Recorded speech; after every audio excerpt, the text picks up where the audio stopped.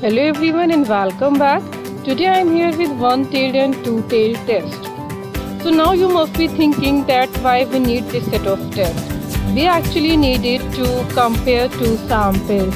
Although we have some fundamental statistics to compare two given samples, but this set of tests provide us some more intensive information like about the direction.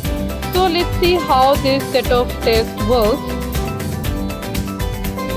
Suppose here we have two samples of mallard bird, sample A and sample B, and these samples have been taken out from two different study sites. Like sample A is belonging to northern Indian population of mallard bird and sample B belongs to Hawaiian island. So when such kind of situation occurs, so one question comes to often mind, that is there significant difference between sample A and sample B or not? If I say more precisely, it is like we have a mean of bird mallard wing length from two different samples which have been taken from two different locations. Now my hypothesis is that wing length of sample A mallard is significantly different from the wing length of sample B mallard or not. In this kind of situation, we use mean and variances to compare such kind of samples or to draw differences. It is quite possible here that sample with the same mean might have different variances which has been shown in the sample A or situation A, and the samples with the different means will give same type of variances which has been shown in the sample B. So here whatever statistics we use to compare such kind of two samples, the null hypothesis will remain same, that both samples have been drawn from the same population. If such kind of situation is not occurring, in that case the null hypothesis will be rejected and alternative hypothesis will be accepted.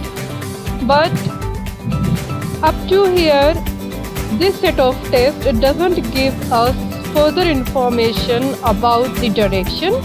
Like if sample A mallard wing length is significantly larger or smaller from the sample B wing length mallard or not.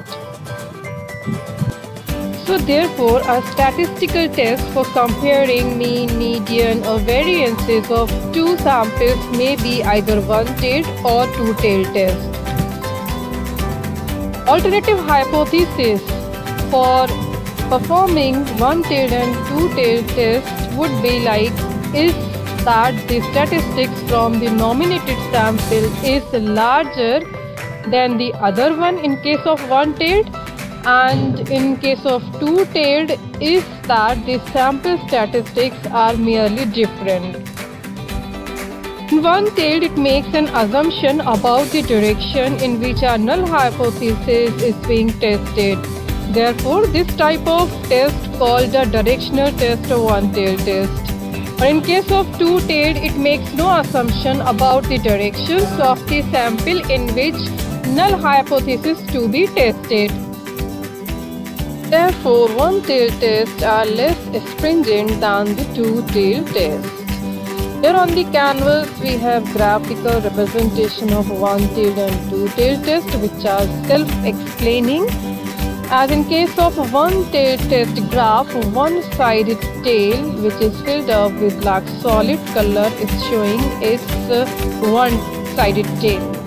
Whereas in case of two-tailed test, the curved extreme corners are filled up with black solid color are showing two-sided tails, left side as well as right side. These black filled up corners of these curves also known as the areas of rejection, and the areas which are filled up with grey color are the areas of hypothesis acceptance. So a one-tailed test is the statistical test in which the critical area of a distribution is one-sided so that it is either greater than or less than a certain value but not more.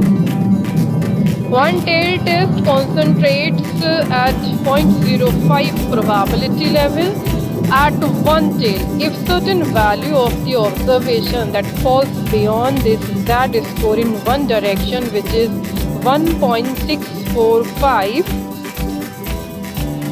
it would be rejected, and if this value falls before this area of rejection, then hypothesis will be accepted. In case of two-tailed test, the area of rejection 0.05, it splits as two levels for right side or left side, or say for right side tail or left side tail. The value will become a 0.025, and that score value for each side is assigned 1.96 to check significance. In this case, if certain value from our observation falls beyond this Z score values, which is 1.96 in either direction, will reject the null hypothesis. Suppose here I am interested in knowing the quality of sex ratio in a given population of bird mallard. So the null hypothesis for both test, either one-tailed or two-tailed, will remain same, is like the each sex present in this given population is in equal proportions or not. But the alternative hypothesis for one-tailed test will be changing, like either male mallard population is significantly larger or is smaller than the female mallard population or not. But for two-tailed test, it makes no assumption about the direction for the chosen variable or vice versa. But before performing one-tailed and two-tailed test, we must come to know about hypothesis testing and probability. As we have the detailed discussion about these both topics, I will not go in detail over here, but just the broad idea that hypothesis testing is a proposed explanation for an observation, whereas probability means possibility of outcomes for a random experiment. The probability of an event is a number between 0 and 1, where roughly speaking 0 indicates uncertainty of happening your favorable event, whereas 1 indicates certainty of happening your favorable variable or favorable event. The explanation to calculate probability is number of favorable outcomes divided by total number of outcomes. Suppose here I'll carry on the same hypothesis about sex ratio of mallard population. The alternative hypothesis is also same here, that either male mallard population is significantly larger than the female mallard population or not. As here we already know that we have a sample of 8 birds. Of that, 7 are males and 1 is female, and its probability will be calculated 0.03. How? Because here total possible outcomes would be 64 and our favorable outcomes are 2, where we consider 7 males and 1 female in both combinations. So it will give us 0.03 for a probability by dividing 2 favorable outcomes by total possible outcomes.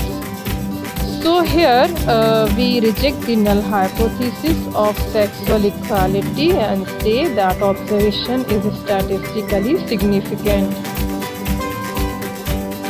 From here we know the probability of finding these combinations in a sexually equal population, which means that 3 trials in 100 by considering this given probability or calculated probability 0.03. Therefore, we can successfully reject the null hypothesis. But in case of two-tailed test, null hypothesis is like probability of a sample of 8 birds consisting 7 of one sex and 1 of other sex.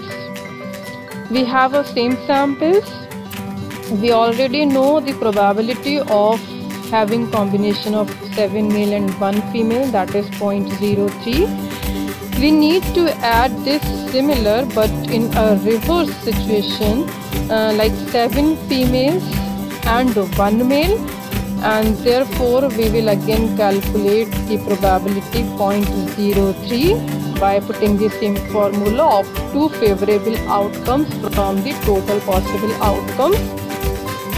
Here we will add these 2 probabilities, which will come out to 0.06. Means in 6 trials out of 100 we will find male 1 and female 7. So here we don't reject the null hypothesis and observation is not statistically significant. So we noticed here that both tests show different decisions. In case of one-tailed test, the threshold is low, that is 0.03, so need to take more care for performing one-tailed test. The one-tailed test only should be performed when you have a good reason to predict directional influences in a given sample. And the direction to use the one-tailed test must be made before the data are examined. If there is any doubt, so go for two-tailed test. That will be a good one to perform with that kind of situation and will give you significant results either in one-tailed test or in two-tailed test. Thank you.